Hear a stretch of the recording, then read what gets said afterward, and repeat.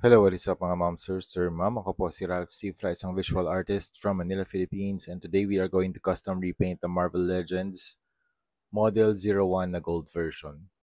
Alright, first step is to apply the Boston number 1 in 1 flat clear para sa primer natin. Alright, next step, we are going to apply Dwarven Rich Gold para dun sa mga shadows. I am using a flat brush para gumawa ng mga brush strokes. So, flicking motion yung ginagawa ko dito so that yung mga brush strokes natin mas gestural yung finish niya.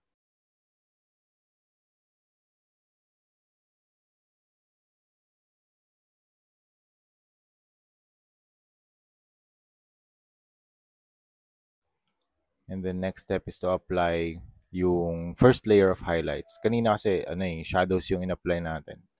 Ngayon naman first layer of highlights. Nagtira lang ako ng section din dito para mapakita ko sa inyo as a demo.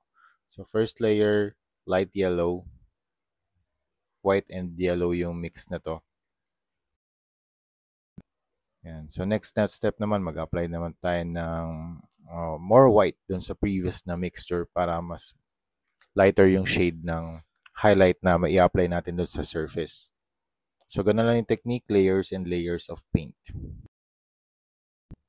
And then yung next na step naman, we are going to use Hero Paints water-based acrylic primer na matte black para dun sa line art. So, kung paano ako mag-drawing ng comics sa 2D or sa paper, ina-apply ko dito sa 3D.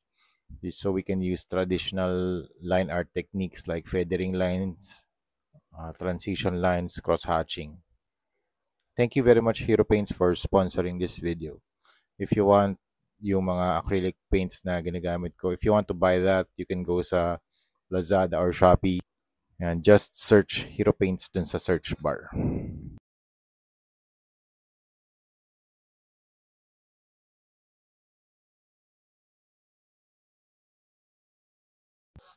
And then yung next na step, mag-apply din tayo ng Bosni number 1 in 1 flat clear for our top coat para maprotektahan yung paint na ginawa natin.